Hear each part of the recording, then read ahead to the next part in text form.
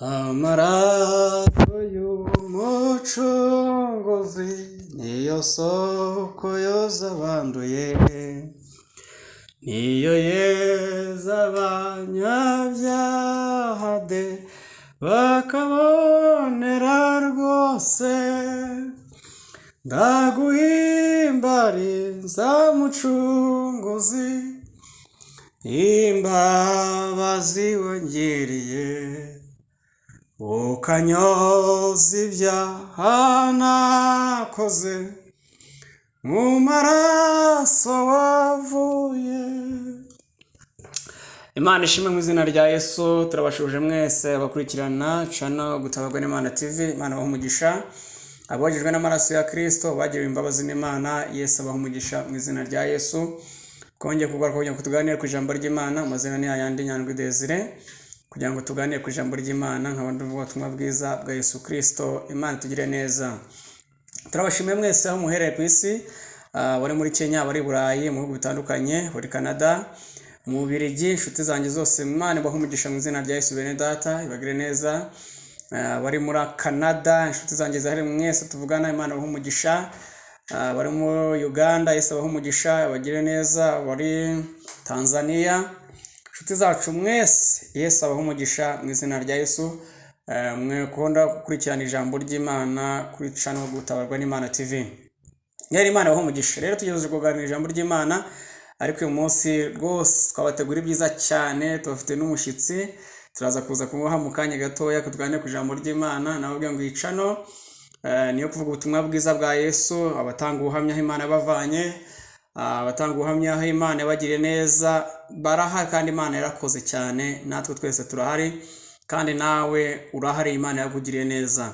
Ntacyo umuntu yavuga avugira Imana akeka kwishima no kwihimbaza. Imana yakoze ibikomeye ku buzima bwawe, ku buzima bwanjye, nawe kumva mwese. Rero Imana bagire neza.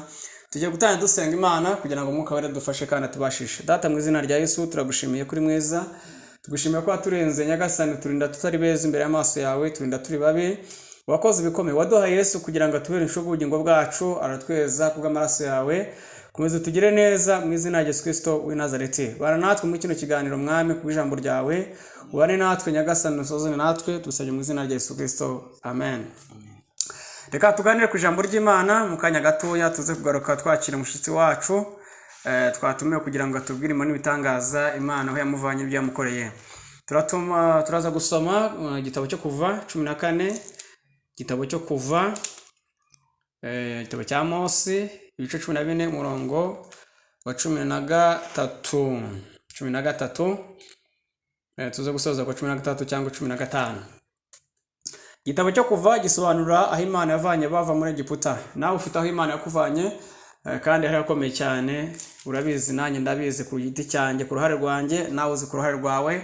Nta muntu Imana itarengeye, nubwo umuntu yabyibagirwa, ariko buri wese ku isi Imana yagikora ibikomeye ku ruhande rwe. Bibiliya ivuze neza, iravuze ngo Mose asubiza ati, mwitinya mwihagarare gusa murebe agakiza Uwiteka ari bubazanire uyu munsi, kuko abanyegiputa mwabonye uyu munsi mutazongera kubabona ukundi. Nuko Uwiteka ari bubarwanirire, namwe mwicecekere. 15 havuze ngo Uwiteka abaza Mose ati, ni iki gitumye untakira? Bwira Abisirayeli bakomeze bagende, nawe umanike ya nkoni yawe, urambure ukuboko hejuru y'inyanja igabanyemo, Abisirayeli bace mu nzira hagati ku butaka. Nanjye ndanangira umutima w'Abanyegiputa ngemo, ndanangira umutima w'Abanyegiputa. Imana ishimwe cyane mu izina rya Yesu. Bibiliya ivuze neza, abana Abisirayeli barimo kwirukanwa n'Abanyegiputa na Farawo. Iri jambo ritite na ijambo rivuga ngo Imana ikugwanirire ku mwanzi wawe, cyangwa ikwicire umwanzi wawe mu izina rya Yesu, kandi imwice ikwambutsa. Murabizi amateka y'Abisirayeli bari muri Egiputa, bari mu buretwa. Sinzi na buretwa Imana yakuvanyemo, kandi burahari. Uburetwa bwa mbere n'ibyaha, ariko Bibiliya ivuze ijambo ryiza rikomeye.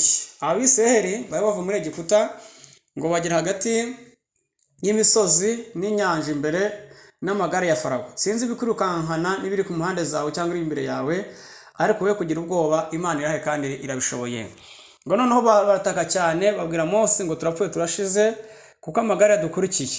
Bibiri ivuga ijambo ryiza ngo Imana yafashe inziga y'amagare ya Farawo ivanaho inziga y'amagare. Imana isumba byose ibyakurukansaga ibiheze mu nzira mu izina rya Yesu. Wowe nyumva, wowe nyumvishije, Imana ibyakurukansaga ibiheze mu nzira. Shalatopi enefone mando deketa. Wa mubyeyi bikwirukansa birahari, bikwirukansa mu buzima bwawe birahari, ariko Yesu abihagarike mu nzira mu izina rya Yesu. Maze abwira Mose ati mwihagarare gusa muri agakiza Uwiteka rwazanire. Ku bibazo ufite Yesu agaragaza gukenuka kwayo akurwanira mu izina rya Yesu. Wicecekera urusaku rwawe, urusaku rwanjye nta kwitotomba cyangwa kwitotomba ku ruhande rwawe ntacyo rwamara, ahubwo wongere wiringe amaboko y'Imana arashoboye. Mose baramutotombeye, noneho imbere y'Imana aravuga ati niki tumwe ntakira. Bwira Abisirayeli bakomeze bagende. Nubwo urugamba rukomeye, nubwo uri mu bigeragezo mwene data, ariko urugamba Yesu arurimo. Ntabwo uri wenyine, Yesu arahari. Shalatopinifu. Kandi gahunda no komeza tukagenda, gahunda no komeza tugakizwa. Imana ishimwe cyane mu izina rya Yesu. Ngo Farawo yatoranyije amagare akomeye cyane kurusha andi magare, ngo yicuje impamvu yari ku Abisirayeli. Reka nkubwire, Satani azashiduka watabawe, yicuza impamvu watabawe, ariko dufite umutabazi ari we Yesu Kristo umucunguzi wacu. Haleluya, haleluya. Igihe cyose umwanzi abatugambira kujya kutagira umugisha, kugira ngo tugere aho tugera, ariko Yesu atugambira kugira ngo atugirire neza. Ngo Imana ibwira Mose ngo ubwira Abisirayeli be gutinya bihagarare gusa bicecekere, murebe agakiza Uwiteka rubazanire. Mwene data tumbira Yesu gusa, urebe agukenuka kw'Imana irize kukurwanirira. Warakoze biranga, shala enemanda, watawe n'imiryango, ariko Yesu aracyakora, aracyari umuryango wawe. Haleluya, haleluya. Abanyegiputa ngo mwabonye muzongera kubabona. Reka mbwire, Imana ivana abadayimoni bakurwanyaga mu izina rya Yesu. Bakuje gusaka, bakuje kugira aho ugera, bakuje gukizwa nk'uko Imana ibishaka. Yesu yirukana izo mbaraga, ntuzongere kuzibona ukundi. Imana ikwirukansije umwanzi kandi mwice ntazongere kugaragara ukundi. Iyo tuvuze umwanzi ni Satani n'abadayimoni bagenda bakorera mu bantu kugira ngo baturwanye cyangwa mu myuka itandukanye. Mwene data huri, wowe ukurikirana ijambo ry'Imana kuri channel yitwa Gutahurwa n'Imana TV. Yesu agufiteho umugambi ukomeye, nije kukurwanira umwanzi wawe wicecekere. Wari mu rusaku rukomeye, wari mu kaga, wari mu manza za hato na hato, Yesu ajya buranira umuntu. Shalatosi enemando zekota before. Imana ikurwanira igaragaza agakiza kayo. Nubwo turi abanyabyaha, Yesu aracyanuka kurusha abantu. Niko njya mbwira abantu, Imana iracyanuka kurusha abantu iteka ryose. Ngo 15 mvuze neza, ngo Uwiteka abaza Mose ati niki gitumye untakira? Hariho nakabazo. Mwene data, urusaku rwawe no kwitotomba, wabaza ngo niki gituma witotomba? Kandi ibi bituma witotomba bihari. Yabazaga Mose, kandi Imana ireba ko Farawo n'abanyegiputa bamereye nabi. Rero igihe cyose iyo tureba ibigeragezo imbere y'Imana ibona ko ntabyo, iyo tubona ko dupfuye, Yesu abona aradufite ubuzima. Rero mwene data, wirebe ibyo byose bikwasamiye, Imana ifata nkaho bidahari. Haleluya, kuko uri mu butware bwayo. Imana ihimbazwe kandi ishigweje mu izina rya Yesu Kristo. Hari ijambo rivuga rikomeye, Dawidi aravuze ngo Mana uceke ntiwirengagize. Ntago Imana irengagije ku Bisirayeli bagiye kwambuka, kuko yari bafite isezerano rikomeye kizabageza muri Kanani. Nubwo bageze ari bake kubera kudakizwa kwabo neza no kujya mu bigirwamana gusubira inyuma. Icyatuma udatabarwa ni ugusubira inyuma ntukizwe uko Imana ibishaka. Icyatuma uhera mu butayu kwitotomba cyane ukabona ko Imana idashoboye. Rero ku nyanja babonaga ko nta nzira, biravuga ngo Imana ibwira Mose ngo ufate inkoni yawe. Mwene data, icyo Imana yakubicira ntabwo gihari. Ufite kwizera ijambo ry'Imana, amasengesho, icyo Imana rwaye kirahari. Inkoni bisobanura ubutware. Mu Bibiliya bivuga ngo twara ubutware ngo n'ubushobozi iyo twizeye amagambo ye nkuko yatubwiye. Imana ishimwe cyane mu izina rya Yesu. Bibwira Mose urambure inkoni yawe, inyanja ngicikemo kabiri. Reka mvuge ahataboneka inzira ni Imana icisha inzira. Abantu bafunze inzira zawe, barasenze bagusengera nabi, barakuziritse mu nzira zitandukanye ngo ntukatabarwe, ariko Yesu avuze neza, shala enema, ngagiye gukwambutsa humutse. Abazi ko kuzahera mu byogezo, Imana igiye gucisha mu nzira yumutse. Haleluya. Meneta kudefo, ndafashwe mu izina rya Yesu. Nta hana Imana itavana umuntu hano itamugeza. Ku Bisirayeli bumvaga ko Imana itabarengera hagati y'abanzi. Tekereza imisozi isobanura ikigeragezo gikomeye gusumba. Inyanja igasobanura akaga gakomeye. Farawo agasobanura Satani, Farawo asobanura Satani. None Satani yatwirukansa, noneho ari amagare asobanura abadayimoni. no tekereza iyo Satani twirukankana inyuma akadutega n'ibigerageza imbere atwereka ko nta nzira twagirwamo twatabarwa, ariko Imana iduhora imbere. Mwibuke yuko Abisiraheli Imana bahoraga imbere ngo inkingi y'umuriro, noneho nijoro kababera umuriro, ku mwanzi kababera umwijima. Reka mbwire ni impamvu birivuga ngo umusaraba, kubanga umusaraba ni kubarimbuka, ariko kuba wizera n'ubugingo. Haleluya, haleluya, haleluya. Kiriya gishu cyasonaga Kristo. Rero mwene data, Imana ikubera umucyo mu bigeragezo ufite, Imana ikurwanirire mu ntambara ufite, kandi zirahari. Yesu agucisha aho umwanzi atazi ko yagucisha. Haleluya, haleluya, haleluya. Taizo biri senimando ekitabirifo. Imana ishimwe mu izina rya Yesu. Imana ivana ikuzimu igashira hejuru. Twabonye mu Imana ivana abantu ikuzimu ikabarengera bya bikomeye, ikabatabara ntabo bazi ko nta butabaza. Rero nabahuri mwene data, ongera ugirira Imana icyizere. Yesu aracyakora. Yarengeye ubwoko bwayo mu gihe cyabo, nanu biracyaturengera kandi iracyakora. Muri ibyo yavuze ngo ntago yakuretse, ntago yakwibagiwe, ubwo bimeze gutyo hoya, ubwo bimeze gutyo abantu bakwibagirwa pe bakagutererana, ariko Yesu wanga ku musaraba ntago ajya atererana abantu be. Rero uhumure, Yesu aracyafite imbaraga. Bibiri ivuga ijambo ryiza muri kino gice ngo Imana yarebye abanyegiputa bacikamo igikuba. Imana itavuze gusa, bacikamo igikuba. Imana igira ibirebe igisuri ngo batinye Uwiteka na Mose umugaragu w'Imana. Imana igushire igitinyiro kirimo n'ibitangaza. Iyo Imana idutabaye abantu barakubaha, mbere bagusuzuguraga baravuga ngo urigiye asengeye ngo Imana se yamwumva, kari mu byaha bye, Imana yamutabara se, abantu bakakunyega. Ariko yaba umutima ntacyo gushinze, ongera ugira icyizere, Imana irakugirira neza. Rero Abisirayeli baritotombye baravuga ngo iyo tuguma mu Egiputa yacu tugapfirayo, bavuga ngo twicwe na Farawo.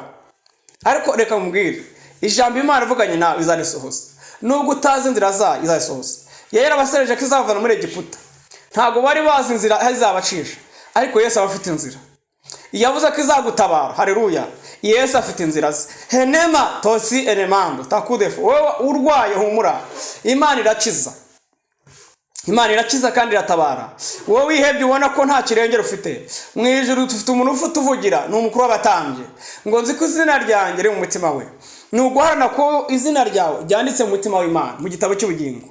Haleluya. Iyo umuntu yanditse mu gitabo cy'ubugingo aba yanditse mu mutima w'Imana, ariko iyo umuntu yanditse mu gitabo cyo kurimbuka aba yanditse ikuzimu kwa Satani. Ndagasubiramo, iyo umuntu yanditse mu gitabo cy'ubugingo aba yanditse mu mutima wa Kristo, ariko iyo umuntu yanditse mu gitabo cyo kurimbuka aba yanditse mu ikuzimu. Rero wisuzume urebe aho izina ryawe ryanditse bitewe n'ibyo ukora ukiri hano mu isi. Nemando takuzevo. Imana tugire mu izina rya Yesu. Mwihagare gusa mwicecekere, muri agakiza Uwiteka rubazanire. Mwene data ceceka, Imana igiye kugaragaza imbaraga zayo kugirango kwayo mu izina rya Yesu. Shala enema. Turi kwinago rivuga ngo Imana ikwicira umwanzi wawe, kuko Farawo umuririmbyi yavuze ngo yaza kubimenya ntaba yarakurikiye ngo Abisiraheli, yarabitiranyije, abantu barakwitiranya. Ariko Yesu azi agaciro ufite, Yesu azi agaciro yaguhaye, nubwo abantu bakwitiranya. Beneta kudefo. Imana ifite ikintu yakuvuzeho umwana w'umuntu atakuvugaho ngo bikunde, atanakugezaho. Hayine mandoze kota. Abanyegiputa bishinja Abisiraheli ngo baje kubarwanya kugira ngo barimbure. Reka baze amabwire, iyo Imana igufiteho umugambi ibishaka kukurimbura birimbuka bitarakugeraho. Haleluya. Ndafashijwe, ndagasubiramo. Iyo Imana igufiteho umugambi shala enema kandi ukomeye, abashaka kukurimbura barimbuka batarakugeraho. Imana ishimwe cyane, kuko iyo bivuze ijambo rivuga iki? Iyo umuntu ashaka kurimbura ngewe Desire abavuze ngo arimbure n'umugambi w'Imana, ntabwo byakunda. Warimbura umugambi w'Imana se gute? Kurimbuka utarangeraho. Haleluya. Rero na Farawo n'abanyegiputa n'ingabo ze barimbutse baratagera ku Bisiraheli. Biravuga ngo Umwisiraheli yambutse ikirenge cye kigera muri Kanani, ngo umunyegiputa kirangira mu nyanja, bose barashira. Reka mabwire, twebwe ikirenge cyacu tugishinga mu cya Yesu. Biravuga ngo aho tuzakandagira hazaba hacu. Resti enema. Ntabwo tugomba kugishinga hagati mu mwanzi, tugishinga imbere ya Kristo, kuko uriya mucyo wa Kristo usobanura uburinzi bw'Imana. Haleluya, haleluya. Rero Yesu akujya imbere ajye muri business yawe, ajye mu rugo rwawe, shala enema, ajye mu mutima wawe, ajye amarama ko gahinda kare mu mutima, shalibo neta enema, henema ndo de kudefo. Urasenga ntufashwe, Imana iguha imbaraga mu izina rya Yesu. Urasenga kubona nta nzira, Yesu afite inzira. Kubisire babonaga nta nzira, kandi koko babonaga imisozi ari bigeragezo, bakona Farawo agiye kubafata abicisha amacumu, bakona inyanja nta bwato buhari bwo kwambukamo. Reka mbaze babwire, Imana yishakira inzira, wowe ntukajye wishira inzira gusa. Yesu afite inzira ze yaguteguriye, mu nzira zirenga ibihumbi n'ibihumbagiza Imana ifitemo iyawe yakurengera. Haleluya. Urubyaro rwaranze, Imana yakora ahantu ugabyuka wasamye. Imana ishimwe mu izina rya Yesu. Shala enema, imyenda yakuzengereje, ufite imyenda myinshi, wabuze ubwishyu kandi udashaka guhemuka, Imana ifite aho yakora amafaranga akaza utazi igihe yaziye. Imana ishimwe mu izina rya Yesu. Rero ijambo icyo rigenderera, Imana ikurwanira ku mwanzi wawe mu izina rya Yesu Kristo. Benestaki enema, ngo Mose arambura inkoni ngo Abisirayeli bambuka ahumutse. Imana igucisha ahumutse abantu batazi ko wahanyura. Haleluya, haleluya, haleluya. Shai enema, Imana ikwambutse ibyashaka kukurimbura mu izina rya Yesu. Iri jambo ni rigari cyane, hari igihe tuzayiga ko turisesengura neza. Haleluya, haleluya. Rirandyoheye cyane, rirabaye rigari kandi dufite umutumirwa. Imana ishimwe cyane. Yesu atugire neza, ngo abanyegiputa mwabonye ntimuzongera kubabona ukundi. Rero mwene data, imbaraga zakurwanyaga Yesu akurwanira ntizongere kugaragara ukundi. Shali enema, hari imbaraga z'ubukene, hari imbaraga z'uburwayi, hari imbaraga z'urwango, hari imbaraga zo guteshwa agaciro. Yesu akurwanirire, wihagarare gusa wicecekere. Ahubwo icyambere ni ugukomeza urugendo, nta guhagarara. Agakiza ni movement, ni ugukomeza urugendo. Ntago agakiza ari ku kwezi cyangwa ari umwaka, ni ibihe byose. Igihe utarava mu mubiri uba ugomba gukiza, nkagomba gukizwa. Rero njye nawe Imana ikomeze kuduha imbaraga kandi turwanire mu izina rya Yesu. Ibyatumaga wiheba birahari, ariko Uwiteka avuze ko aje kurwanirira. Wihagarare ucecekere gusa, kandi Uwiteka aje kukwambutsa ibimeze nk'inyanja imbere yawe. Ibyo bimeze nk'imisozi, Imana irabishoboye. Farawo uri inyuma ya Satani wohereza abadayimoni, Yesu aje kubakuvanaho. Ibyaje bikurukansa ku buzima bwawe, Imana yahare mu izina rya Yesu. Humura, Yesu aracyakora. Tayi enemando, muri iryo ngo ntabwo yakuretse, ntabwo yakwibagiwe. Nubwo bimeze gutyo, Imana iguha umugisha mu izina rya Yesu Kristo. Wumve ko Imana igufiteho umugambi ukomeye. Umugambi Imana ntawurimbura. Abashaka kurimbura barimbuka batarawugeraho. Bashatse kurimbura Mose, ariko abashatse kugambanira Mose barashize aribo. Haleluya, haleluya. Tayizo birefo elemando, hene kuta yasiri birefo. Ndumva Imana mu izina rya Yesu. Shaya elemando ze kuta. Mwene data urimo kunyumva, haleluya. Yesu agufiteho umugambi. Hari ishimwe Imana ije kurema, hari ishimwe Imana ije kurema mu izina rya Yesu Kristo. Tugiye gusenga Imana mu kanya gatoya, nitumara kuba twaganiza umutumirwa wacu. Reka dufate umwanya tumwakire. Ijambo ryari ryaryoshye kandi ni ukuri nanjye ndafashwe ku ruhande rwanjye, nawe ufashwe mu izina rya Yesu Kristo. Tugiye kwakira umutumirwa wacu, tubwire ibyo Imana yamukoreye mu minota mikeya, kandi muraza gufashwa mu izina rya Yesu. Nawe ufite aho Imana yakuvanye, nawe ufite ubuhamya wazaza gutambutsa. N'abandi barahari benshi cyane, ab'Imana yabohoye ikavana ikuzimu, ab'Imana yatekije indwara, barahari benshi cyane. Rero n'utugiye kwakira mwene data yarabyifuje kugira ngo azatange ubuhamya, kugira ngo abantu bagarure ibyiringiro ku Mana, kuko abantu batakaje icyizere Imana ko Imana idatabara, Imana itavana hano kure, Imana idahindura ubuzima. Yesu arahindura. Mwene data ndakwakiriye. Haleluya. Amazina ni Muvandimwe Pacifique, ndi umukristo, abasengera mu ihema ry'ibonaniro. Yego. Rero mbanje kubashimira kunyakira. Mwarakoze cyane, mwakoze. Hagize igihe mbyifuza, none ndabashimiye ko mwabinkoreye. Yego. Tufatanyije n'Imana, ndabashimiye cyane. Imana iguha umugisha. Imana iguha umugisha twese. Ndasuhuje rero n'abakunzi ba Gutabarwa n'Imana TV. Barakumva rwose. Ndabashuhuze rwose bakomere cyane. Imana ni nziza, nibyo nje kubabwira. Imana burya irakora. Imana ntihazagira umuntu uvuga ngo ntikora. Imana irakora, ndetse iranakora cyane kurenza uko tubyumva. Rero njyewe ndi umwe mu bagiriwe neza n'Imana, imvanye ahantu kuri. Tudaguca mu ijambo wavuka hagana he? Murakoze cyane. Njye mvuka muri Gisagara, mu murenge ni Mugombwa. Sinzi niba hari ababazi, ariko ntibabura. ntago babura. Abadukurikirana bariyo ndabashuhuje cyane. Ubu nageze i Kigali. Yego.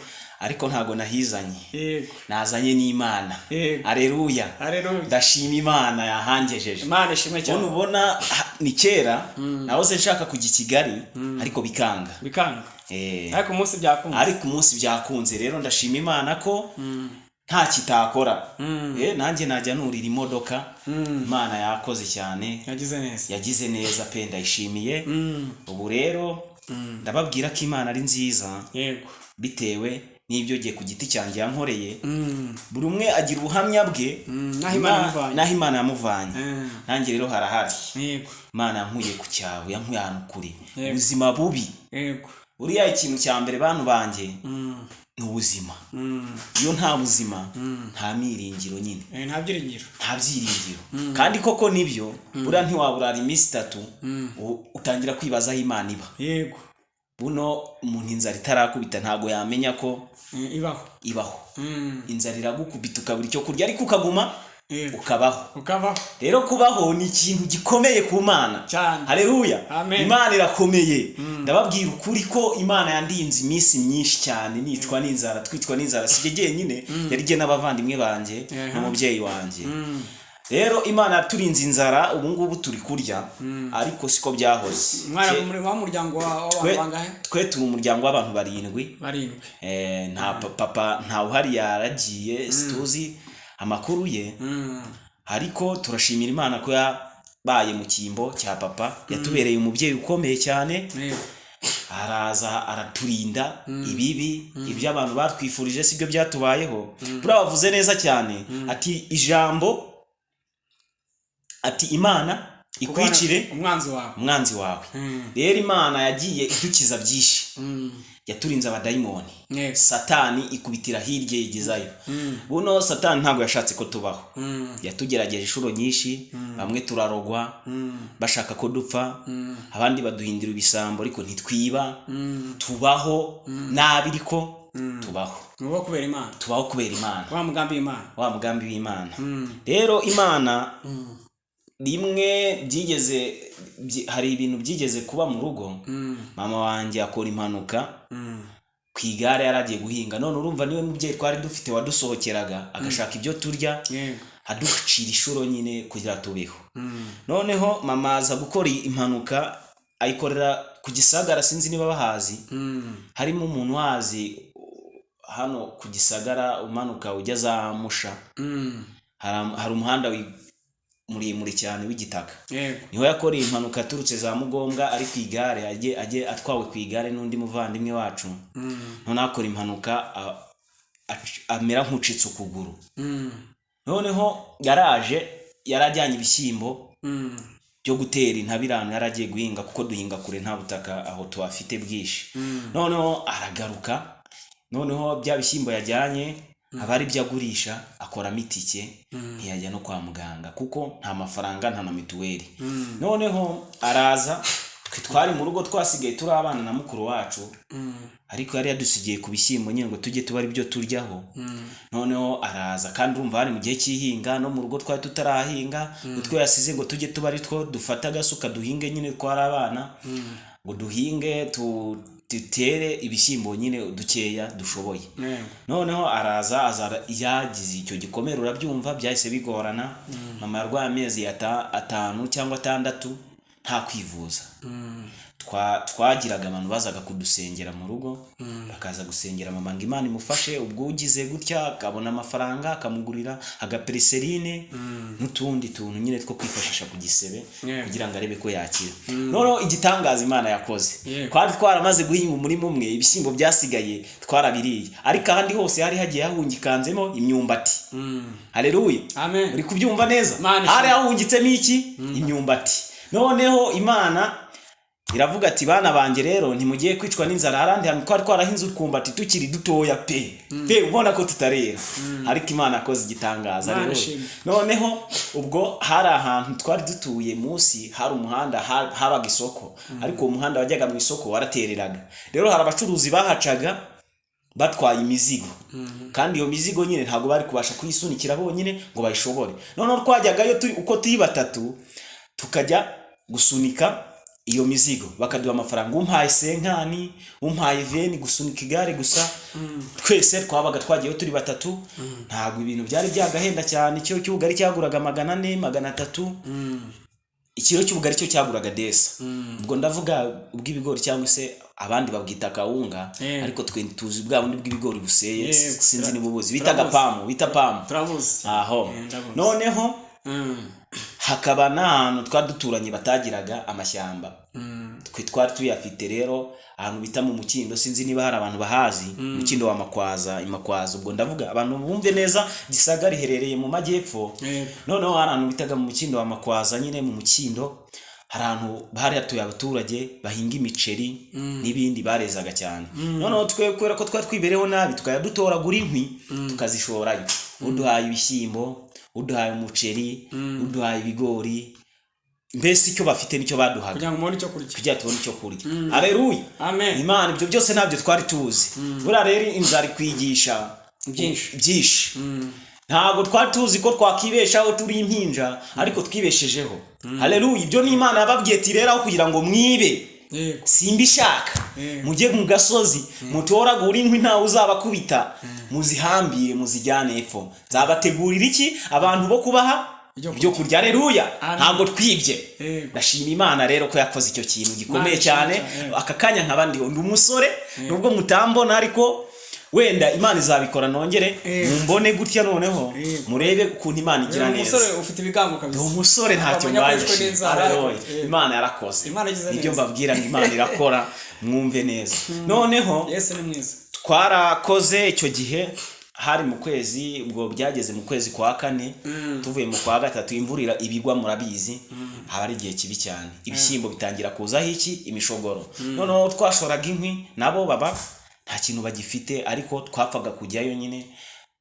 Twanajyaho rimwe na rimwe tugaheba, ariko byibuze umwe akagurisha, tugacyura nko umufungo w'ibijumba, tukaza tugasaranganya uwo. Bumva abantu 7, umwe yafataga ikijumba tukamanyura, tukarya n'umushogoro, tugasangira twese. Umushogoro nabwo udakaranze batubyumva bakagira ngo wabagukaranze, utogosheje karanze. Ubwo zaba ufite amavuta ntayo no gutogosa, kereka nyine icyo cyumweru cyageraga tukajyaho ku mateme gutega amagare, tukayasunika, tukabona amafaranga, tukagura umunyu mwinshi. Noneho n'amavuta, ubwo twaba twatomboye nk'ijana, tukagura y'ijana, yabaga ari menshi, yamaraga nk'iminsi 4 cyangwa 3, turya umushogoro neza. Haleluya. Noneho ka karima mama yari yarahinze mbere k'imyumbati, aza kutubwira ati mugende murebe, mushikuze hakumbati, murebe niba hari akazinzigiri kaba kariho cyangwa udushoro twaba turiho, mupfe kudutonora, dore ntago mukigurisha imwe, ntago mukibona bazigura. Twajyaga tukabura abo tuzicuruza, aho tuziraje tukazibihera, baba bafite nk'ibyo kurya bakaduha, tukirira twebwe, tugataha tukagenda. Mugo nyine twe tukaba turariye, mama tugasanga yagize agashogoro gutyo. Tubaho nyine, turakomeza dukora ibyo byose. Ubwo rero nibwo twagiye aho ku gasozi dukuye akumbati, yampaye amaso abona byiza. Dusanga hariho umwumbati, kandi igihe cyo kwera cyari kitaragera. Imana ariko bavuze ntimugiye gupfa, nubwo mwayikura igihe gitoya, ariko muzaba ibatunze. Tuyikuye iyo myumbati, Imana ibidutabaye iryo. Ubwo ntibigeze mu kwa 4, turadukuye utwo twumbati, dushira nyine muri uko kwezi, n'ubundi twari dukeya.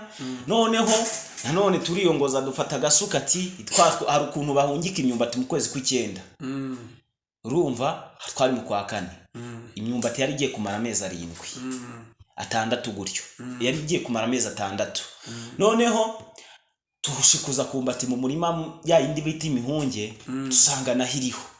Ubwo umushogoro twari twarashogoye, ariko igitangaza cyaje kuba kubera ko imirima yose twari twarayihungitse, kandi mama yaratubwiraga ati mujye kuyibagara, nubwo ntayiriho mupfe kuyibagara, nubwo nta bishyimbo birimo cyangwa udusoya, mupfe kugenda mu bagare, ntawe wamenya iby'Imana ikora. Turagenda tukutwo kumbati, dusanga kariho, turadukura. Ukwezi kwa 6 kuragera, ibishyimbo bya bindi twashogoye twabonaga bitazanarabya, Mana yanjye byaragiye birera, kara karima gatoye birera. Icyo gihe twejeje n'ibishyimbo turabika, turasarura. Mu gihe twatuzi ko bizashira mu mutonore, byareze. Ubwo twahise turekeraho gushora inkwi. Mama nawe yaje gukira mu kwezi k'umunani, imyumbati yarereranye duhana abantu, umva ibintu biba amahoro. Niyo mpamvu ushima Imana rero yuko yaturinze ayo makuba yose umwase kibi yadutegeyemo ngo tubeho. Byo ni burebure ubwo aho ni bukeye, ubwo ni bukeya mvuze, byo ni ibyavuye ibya kera byose ntabisubiramo kuko byantera agahinda. Oya tuzadukomeza tuganire igihe kirahari, birakakaye. uzadukomeza tugutumire uza tubwire Yesu aho yakuvanye. Aho iby'Imana rero byo ikora ni byinshi, ntiwabivuga ngo birangize. Ahubwo nyine Imana yo yakoze byinshi. Nyuma yaho twaje gufashwa n'Imana nyine, urumva igihe cyarageze mama arakira, rero haje kubaho kwirara. Ibintu bimaze kuboneka, buriya ndabwira abantu ntimukirare, yego, kuko yaguhaye ni nayo inakwima, ni nayo ikwambura ibyo yaguhaye. Mu nyuma twaje kwirara rero, ese ubwo ni ukwibagirwa, twaribagiwe ya neza y'Imana yatugiriye nk'Abisiraheli. Nuko noneho twe tumaze turibagirwa, ubwo ndavuga ibyatubayeho nyine. Noneho ubwo turagenda twiberaho, twanywaga inzoga, ntabwo twanywaga inzoga, naje giye kunywa inzoga. Icyo gihe mwanywaga inzoga mbere ko mwaje kunywa inzoga? Twaje kunywa inzoga, tumaze kwibagirwa, tubonye ibyo kurya. Hari ukuntu umuntu ahaga akagira ngo ejo ntazasonza. Hari ukuntu umuntu ahaga akagira ngo ejo ntazasonza. Rero twaje ubwo nabyita guhaga, dutangira kwinywera inzoga. Ntangira kwinywera inzoga, amafaranga mbonye nkayajyana mu kabari. Ndi umwana nafite imyaka nka 16 17. Ari mutoya. Ewana njya mu buyobe bwishi, ndayoba pe. Rero nyuma yo kuyoba, Imana irareba iravuga ati muhungu wanjye, ntago naguhomba ntyo, ntago narika ngo Satani akwigarurire. Iravuga ati rero ngiye gukora akantu gatoya kakwibutse ko ndi Imana. Imana yagize itya rero iravuga ati ntago nakurekura. Irangije iragenda inkorera akantu gakomeye cyane. Naje gusinda rimwe, twari umuturanyi, twari duturanye, abanye nabi n'ababyeyi banjye. Ndataha nasinze, ndavuga ati rero ntago waguma kudutuka. Fata umwanzuro wo kugira gute, kujya kumukubita. Ariko zari inzoga Satani inyongoje, ntora n'umuhoro, ndavuga ngo ndamutema. Wagiye gutema umuntu? Kubera inzoga. Bati ndamutema, ntuzongere kudutuka cyangwa kutubwira nabi cyangwa kuvuga mama nabi. Ubwo twese rero yari nge wasinze mu rugo, noneho abandi baba bari bazima. Noneho ndagenda mfata umuhoro, bagira ngo ni imikino, ndagenda nihuta koko. Nuko kubera nafite bakuru banjye baraza baramfata, barambwira ati have sigaho. Nabo sinabumvira, ntangira kurwana nabo. Ndangije mbiretse, ndavuga ati wowe unkijije, mukuru wanjye yarankijije, ndeke kujya kwica uwo muntu. Bitangenda ndavuga ngo ndica ingurube yawe rero, aho kugira ngo bireke. Nubwo umuntu wica ingurube ye, niba umuntu ndica ingurube yawe. Iyo ni imigambi ya Satani. Ndagenda ndekura ikigurube cyiwe koko, mfata n'umuhoro ngo nkice. Kubw'amahirwe kiriruka, kirutse mama wanjye yahise asunitse ngo ahantu mu muyenzi. Noneho ngwe mu muyenzi hari igiti cyahise kinyica mu rubavu, kiranyica koko, kirantobora. Icyo kintu nakirwaye iminsi cyane, ndaremba. Ntange sinajya no kwivuza, ntibananjyana, ndarwara nyine habwa amahandya. Barangije barambwira ati ibyo bintu sibyo, ukwiye kwihana. Narasengaga icyo gihe, ariko sinari nararetse gusenga, ndabyihorera. Ngiye hari igihe wahindutse cyane kurusha bakuru banjye, kugera ubwo twakundaga gushwana na mama ngewe cyane inshuro nyinshi. Noneho nyuma yo kurwara, naje gukanguka nanone, naje gusinzira rimwe, mbona ndimo ndarota, mbona ndimo saya, mbona ibintu by'ibigurube binyirukankana, mbona ibintu by'ibibwa byinshi cyane mu nzozi. Ubwo rero nkajya sobanuza, bakambwira ati uri mu nzira mbi, genda ujye gusenga, usenga Imana igukureho izo nzozi, ugarukira Imana, ugenda usenge. Rero si ibyo gusa, ntago nahise mpera ko ngo senge, naragumye ndirara, ndaguma nibera mu buyobe. Aribwo naje kugira ntya rero, ubuzima buranga. Ahantu nabaga ndavuga ati wajya gushaka amafaranga, njya ahantu bita Nyanza. Ibyo naboneye Nyanza byo nagahuma munwa, n'amateka mu yandi. Byambereye bibi. Ubwo nageze i Nyanza, ntangira akazi, harako mu rugo, ndakora. ahantu ku mukecuru n'umusaza ndahibuka i Nyanza ahantu kuri foruje sinzi niba bahazi niho nabanje gukora ubwo mpageze mpasanga umwana w'umuhungu w'umusore ngo ari umwuzukuru wabo ari umusinzi byahatari anywa n'itabi n'urumogi none ubwo ngubwo nkajya nteka uwo musaza ntabwo twaryaga ibiryo bimwe nateka akaza kwirira iki bya biryo bya wa musaza kubera ko twabaga ari twiza akarya utwo turayi cyangwa n'utundi tuntu namutekeye bakaza bakavuga ngo ninjye wabiriye nyamara ndenganya ariko navuga ngo ndabivuga najya kureba inyuma nanywera itabi yonera ukuntu azakaniga yari umusore undusha imbaraga uko mbigenza ubwo ngubwo aho banyirukanye nabi banyima n'amafaranga ndibaza ukuntu ndi buva i Nyanza nkataha Gisagara n'amaguru biranyobera Gisagara n'ahantu kure ntibahumva uko nguko ni kure cyane ntabwo watuka i Nyanza ngo upfe kurara uhageze uri umuntu w'imyaka 16 cyangwa 17 hagataho noneho ubwo ngubwo kubw'amahirwe nari ifite mukuru wanjye wabaga i Kayonza arambwira ati kankurangira akazi ahantu biti nuze i Karongi noneho ubwo mfatiraho Karongi ngeze i Karongi nari ngiye gukorera abasore babiri abo nabo ndabakorera tubana neza ariko nyine narahageze naho sanga banywa inzoga tayari ubwo satani nyine nicyo yashakaga ndaguma ninywera inzoga nigera mu bintu by'abakobwa amafaranga nkoreye akagenda nta cyamariye inyatsi ziraza birangira asubiye mu cyaro nta kintu ufite ngeze iwacu nabo barankoba bati ubuse wakoreye iki ndongera nshaka akazi nsubira i Nyanza nanone nkabona i Nyanza njya gukorera umusore uwo mugabo nawe tubana neza nawe yaza kwimuka ariko nawe nasanze ari umunyabyaha ukomeye nta hantu hazima nigeze nkorera Nyanza muri ya ngaruka yo kwibagirwa Uwiteka muri ya ngaruka nta kintu naho nahakuye nta n'icumi nta n'agahene nigeze mpavana ubwo ngubwo nanone subira mu cyaro ndahaba ndavuga ati Mana yanjye aho bigeze ubu noneho ndaje unyiyoborere ubu n'akazi uzongera kumpa Mana yanjye uzafashe ndavuga nti rero nta kazi nzongera gukora ko mu rugo niha gahunda ndavuga ati ubu ngubu ngiye guhinga ngiye gukora iki byose ubwo mbese ako kazi wazengamo nako mu rugo kara ko mu rugo noneho ndakora ndagenda ndakora fasha iwacu ndababwira ati mamayi rero mumbabarire nyine bose mbabazi mumbabarire dore arabananiye ibintu byarakomeye mumbabare mungirire impuhwe rwose ntabwo nzongera noneho ndavuga ati reka nongere shake akazi noneho nza kubaza umuntu akazi arambwira ati ntako tangije ndongera ndituriza noneho akaba undi muntu twari tuziranye wabaga inaha i Kigali arambwira ati i Kigali hari akazi k'ubuyede nta kuntu waza tukagakora akazi k'ubuyede ntaho kuba ntaki ngo ngende nyine dushaka inzu tubemo nta mafaranga nari ifite nta kintu ubwo ndagenda ndavuga ati Mana yanjye ngiye kugendayo uzamfasha ati 8,000 ndazamuka nzi Kigali ndaza njya kubana n'uwo mutipe twabanye iminsi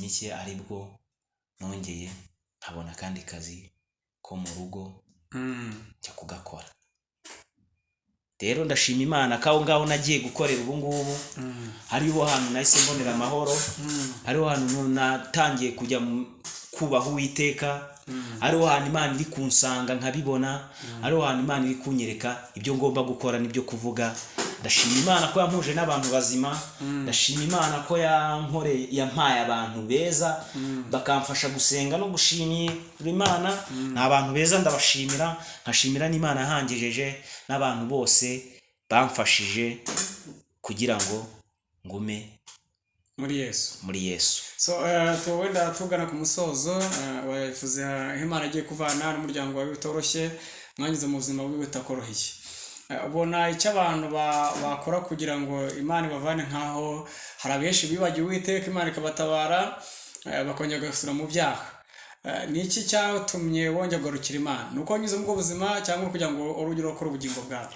Ikintu cyatumye ngarukira Imana, ubona hari ukuntu buri mu rohama. Iyo uri mu mazi, uri mucubira nk'ahantu, amazi byonyine ubwayo unayahagazemo akugera he mu izosi, hasigaye umutwe hejuru uhumeka. Iyo ubwayo aba arimo akuniga. Rero uko biri kose ushaka ngo uzamuke hejuru y'amazi, ubone ubwinyagamburire, uhumeke, umere neza. Haleluya. Uri kunyumva neza? Mu mazi, iyo uri mu mazi arakuniga ukabura umwuka. Iyo utafunze umwuka arakuniga ukabura umwuka, wanahumeka ukumva ntawo. Rero nanjye nuko byari bimeze. Narakoraga nta kintu cyakundaga. Icyo ni icya mbere. Icya kabiri, ikintu cyangaruye ku Mana nuko nta mahoro ubwanjye nihaga. Nafite ibitekerezo byinshi cyane. Nta mahoro ufite? Ntayo. Nta mahoro y'umunyabyaha. Nta mahoro y'umuntu udakorera iki? Imana. Nta mahoro y'umuntu ugenda mu nzira mbi. Nta mahoro y'umusambanyi. Nta mahoro y'indaya. Nta mahoro y'umwicanyi. Nta n'amahoro y'umurozi. Iteka niyo uri ahantu hora wiyumvamo cya kibazo. Rero nabwira abantu ngo bakizwe mbere yuko bahura n'ibibazo. Ntabwo ari ngombwa ngo ukizwe cyangwa ugarukire Imana kubera ki uri mu kibazo. Icyo kibazo Imana nigikemura uzongera usubire hahandi. Rero umuntu uri kumva ijambo ry'Imana, ndagusaba ngo niba aka kanya umeze neza, wikirara, kuko ntago ari wowe witunze, ahubwo utunzwe n'ubuntu bw'Imana. Rero muvandimwe, nakubwira ko jyewe ubwanjye ku giti cyanjye ntitaye ku byambagaho, ntitaye ku biri buzambeho, njye numvisha Imana, narayibwiwe, ndayumva kandi narisanzwe nyizi. Noneho rero byahamije, bihamywa neza n'ibyo nabonye n'ibyo nibyambayeho. Noneho bansobanuriye ibyo byose kugira ngo bimbeho icyabiteye. Muntu w'Imana, wegere abakozi b'Imana bakugira inama, bagusengere, ukizwe, wakira agakiza, usenge bikunde nk'uko natwe twese bikunda n'abandi bose. Rega nta muntu Imana itasanga. Ntawe. Imana ubwayo aho wajya hose igusangayo. Rero ntawe gukwepera Imana ahari, ahubwo aho kuyisanga haba hahari. Ahubwo se uyisanga uti?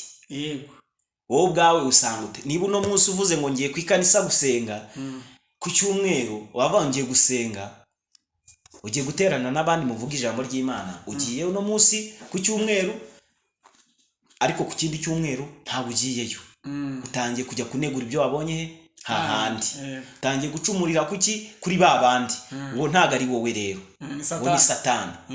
Rero kugira ngo uganze Satani, ntukajyeyo ngo urebe abariyo, ahubwo jya ujyayo wumve ijambo ry'Imana.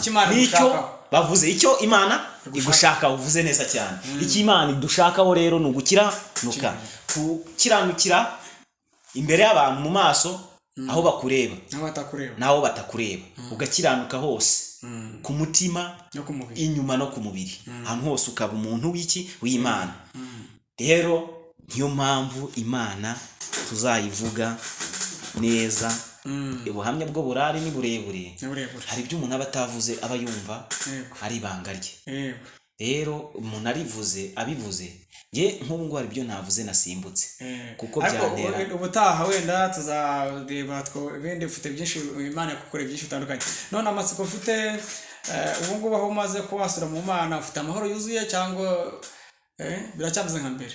Haleluya. Amen. Nta muntu wabisobanura neza. Ngira ngo urabibona. Sinishimye cyane kabisa. Ndishimye ewana, ndumva mfite imbaraga. Ewewe ntabwo wabyumva. None mu bihe bya kera habona bazi ko Imana itabaho, wizeraga ko Imana ibaho cyangwa wimenyeshewe n'ibintu muri bitangaza n'ibigeragezo ahuye nabyo? Oya, Imana njye nari mbizi, twaranabibwirwaga n'ababyeyi bacu. Na mama yajyaga bitubwira musenge. Twajyaga no gusenga. Nahoze nsengera muri Gatolika. Ibihe byaje guhinduka bitewe nyine naho umuntu aba ari n'ibyo Imana imukorera. Ujya gushima Imana, kandi umuntu wese yemeye gushimira Imana ahantu hose. hose mu makanisa yose. Yego wasenga.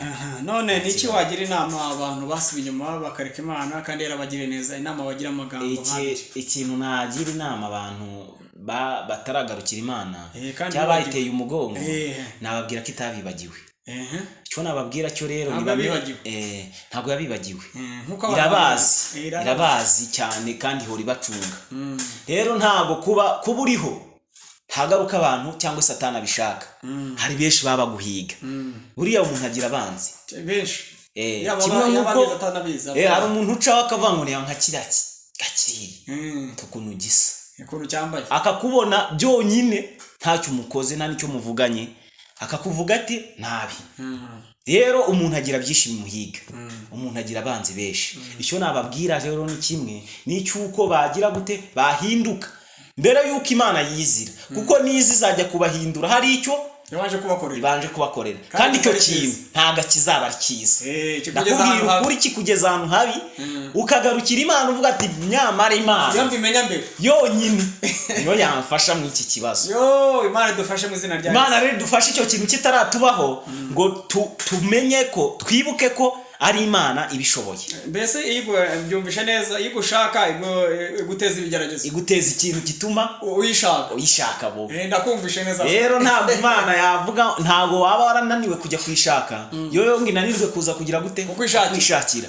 Uko biri kose irakwishakira. Rero wiyikwepa, yiha umwanya wawe, uvuge ati ndaje. Ugende wese wishyira umutima wawe ubabaye. Imana irakunda, nta kitemera. Imana iravuga ati muzane imitwaro yanyu, muyinkore, tuyikoreze Uwiteka. Haleluya, amen. Uwiteka aradukunda cyane, dore uburyo cyadukunda, yemeye gutanga umwana we. Azagire gute atucungurira ubugingo. Kubera iki icyo gikorwa cyonyine kidatuma tugana Uwiteka? Kubera iki Satani akuganza nawe ukabyemera? Rero wiha umwanya Satani uburyo umuha mu mwanya, hari ibintu bukora nawe ubwawe ukabibona ko atari iby'Imana. Kubera icyo ubikora rero, ibyo bintu bukwiye kubyihorera. Kandi Satani aho ubona ari kugushaka ntukajyeyo, ahubwo ujye ujyaho Imana iri kugira gute iri kugushaka. Rero buriya hari ibintu njya mbona ari abantu basigaye bareba inyungu zabo. Ndakumvishe neza. Ntukaye dushaka aho Satani dushaka, dushaka aho Imana dushaka. Nibyo kabisa. Ntabwo ukwiye kujya ahantu Satani ari kugukururira ngakuganza kurusha imbaraga. Nyamara Uwiteka wibuke ko yanesheje nde? Satani. Kubera iki se Satani akuganza? Kandi uri umwana w'Imana. Rero umwana tuneshereje ariko muri twe. Imana, umwana agomba kugendera ku cyubahiro cyande cya sewe. Kubera iki tutagendera ku cyubahiro cya papa? Si byose ngo kubera iki utagenda tugende mu kirenge cya Yesu, tuvuge taho yakandagiye ndakandagira ibeshya unkuremo. Kuko Satani ntabwo yahatushingura yahakukuramo utese ikirenge cya Yesu, kandi abizi yuko urimo. Imana ishimwe. Iyo urimo rero ntabwo Satani abagize gute abagufite ububanza. Icyo gihe uba warahawe iki kirazira, nyuma yawe, imbere yawe, ku mutwe wawe haba ariho kirazira. Satani yakurebye abona ko kizira kugukoraho. Rero ikintu cya mbere ni ukwakira Uwiteka, ukamwemera nk'umwami n'umukiza wawe. Ntacyo adashoboye arakuneshesha muri byose. Urugamba rwawe ararurwana kandi ararutsinda. Yego, murakoze cyane. Hajyanga amazina ninde?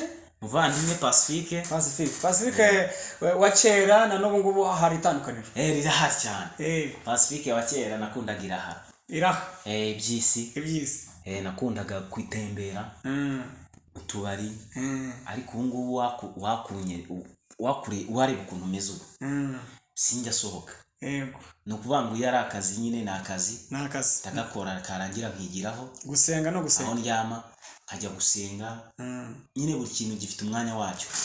Gusa icyo shimira Imana cyo yarakoze, yankuye kuki mu nzoga, yankuye ahantu habi pe. Buriya rero abantu banywa inzoga nibo ndi kubwira niba bananyumva, bahari benshi bantu banywa inzoga. Inzoga ni mbi cyane. Inzoga irongoza. Igihe bavuga ngo ntago ari icyaha, kandi byanditse ko ari icyaha. Inzoga kuyinywa ubwabyo ni icyaha. Ariko bikaba icyaha kurushaho gukoresha n'ibibi ibyo gukoresheje. Biba icyaha kurushaho bitewe n'ibyo yagukoresheje. rero hari abavuga ngo unyweye gakeya ngo ugatanga ukiryamira ngo nta kibazo utashotoye abantu utagize icyo batwara ngo nta kibazo. Ndagira mbabwire ibyo ni ibitekerezo byawe. Yego. hari n'uwo nugize kumva mbwira ngo ese ngo Yesu ngo bira ngo bitanga amanuze ariya eno wa padiri wa divayi ngo bira ngo divayi bafasha gahindura amaraso agafata umukata akawuhindura none ngiriya divayi ngo ntabwo yari inzoga. Avuga ati wapi bira byarasengerwaga ntabwo yari inzoga. Hari divayi y'umutobe. Divayi y'umutobe. Biriya ni ibintu abemera Imana bose banywaga ariko nyine bidasindisha. Abantu barabihinduye babigira ibisindisha. Rero ntimugafata ibintu abantu bahinduye ukundi ngo mubyeze mu bihindura bitagatifu kandi ari bizira. Ku Mana ikintu kizira kigira gute? Kirazira. Kandi icyo Imana idashaka ntibigira gute? Ntibigishaka. Haleluya. Amen. Dukora ibyo Imana ishaka kuko ibyo Satani ashaka. Rero ntitukagane mu nzira mbi tubibona, ntitukayobe. Buriya nta muntu ukora icyaha akenshi tubikora tubizi. Ukavuga ngo nkoze icyaha ariko ntaribi nimugoroba ndaza kwihana. Rero ntago ari ngombwa kuko icyo gihe wagikoze ikize gute ukizi niyo wakihana. Yego, hari Imana itagikuraho. Hari Imana itagikuraho kuko wagiye kubikora wabigambiriye. Ubizi ntago ari impanuka. Uriya akagwe mu cyaha ari impanuka. Hari umuntu wigeze kumbaza ati se buriya iyo umuntu ari umukobwa agafatwa ku ngufu agasambanywa ariko atabishaka, ati ese wowe abakoze icyaha? Mukozi w'Imana ngira ngo abasubiriza niba cyaba ari icyaha cyangwa umuntu wafashwe ku ngufu ntago akogwa ababaho icyaha kuko na leta ntago imufunga. Wamufashe ku ngufu n'ubagaho icyaha n'imbere y'Imana ubagaho icyaha n'umufashe ku ngufu. Haleluya. Rero ndagira ngo babyumve rero ko ikintu cyose utagambiriye kugikora ntago kikakubaho, ntago kiba ari icyaha kuko wa undi wakigukoreje watumye ugikora wakigukoreye niwe wagize gute wakoze icyaha. Ariko ntibikuyeho kutajyana gute utajya kwiyeza imbere y'Imana bagati Imana yanjye ufashe biriya bintu sinabigambiriye kuko ushobora kugikora wenda utanabizi wagiye mu kigari kuko biravugwa ugendeye mu kigari. Icyo gihe rero tujye kwibuka kwiyeza icyo bita gutunganira Imana ukayibwira byose ntacyo wihishe. Kasi turabagushimira rero Imana guhumugisha tumutugejejeho cyangwa ubuhamya nitwa nyakugukira tuzagutumira kugira ngo tugezeho igice cya kabiri. Murakoze kuko waciye Yesu nk'umukiza bimeze neza, amahoro yaraje, urimo kugira ngo ugwize imbaraga n'abandi bakizwe ku bwawe. Amen. Rwose nibyo byuvuze nibyo rwose narakiriye Umwami Yesu n'umukiza n'umucunguzi. Kura binakora ni byinshi ariko nyine ntabwo dukwiye kwirara, dukwiye kumushima tukanamubwira abandi. Nawe uri kutwumva jya uhanura bagenzi bawe ubona bari mu nzira mbi. Haleluya. Amen. Ubabwire Imana ko ihari kandi bategeye amaboko kandi kishoboye byose. Yicaye ku ntebe n'abagira babaruwo ntabwo iravaho. Mugende mwezwe mwihane tunganira Imana. Ndabashimiye. Murakoze. Yesu abumugisha cyane. Murakoze cyane. Imana abumugisha. Shimiye ubutumwa uduhaye kabisa, ubuhamya bwiza cyane. Aho Imana yamuvanye mwene data ikamugirira neza, ariko ni ikintu nizemo cyane gikomeye kwibagirwa aho Imana yakuvanye ikaguha ibyiza ukarya ugahaga ukambara hanyuma ukahita wibagirwa. Imana ikugaruza ibigeragezo kugira ngo wongere ugarukire. Rero mwene data uri hose ku isi ongera ugarukire Imana. Kwa turi ku ijambo rivuga ngo Imana ikwica umwanzi wawe kandi kwambutse aho umwanzi atazi ko wakwambuka. Rero turabashimiye nakagaruka tugiye gusenga Imana bagire neza. Mwebwe mukomeze gukurikira ijambo ry'Imana. Ubu n'ubuhamya bwa mwene data kandi hari n'abandi bazaza gutanga ubuhamya benshi cyane turafite ab'Imana yagiye neza. Kadushima Imana baho umugisha. Mana data mu izina rya Yesu turagushimiye ko wabanye natwe mu izina rya Yesu mu kino kiganiro cy'ijambo ryawe ryera kandi ricyanuka muri byose. Bera umucyo abantu bawe warwanirire barinde imitego ya Satani yose mu izina rya Yesu. Abibagiwe inzira yawe abasubiye inyuma baha imbaraga barwanire ku ntambara zose bafite mu izina rya Yesu Kristo. Buri wese urwaye wihebye watakaje ibyiringiro mweze umutunganye umuhe imbaraga muhe kunesha mu izina rya Yesu. Uri mu byaha bitandukanye umurwanirire mu izina rya Yesu Kristo kuri data twese mu ijuru. uravuga turagushima mwana uzumva buno buhamya n'ijambo ryawe uzabuhindure kandi azakomezwa gwize imbaraga zawe. Urakoze nyagasani, turagushima kumva gusenga mu izina rya Yesu Kristo, amen. Turabashimiye mwese mu izina rya Yesu. Nakagaruka mukande sabone, mukoreshe ya comment, mukorera iki, murekera abantu benshi batandukanye, mwohereza abantu bumva ijambo ry'Imana kugira ngo ubutumwa bugere ku impera y'isi hose, kandi Imana izagikomeza kuguha umugisha. Ukeneye kuzajya duhamagara nimero ku kiganiro niyanjye, ushaka kuba twawangisha inama kugira ngo tugusengere, kugira ngo tugufashe mu buryo butandukanye, turahari na Yesu arahari. Uwiteka abahe umugisha. Shalom shalom, nakagaruka, amen.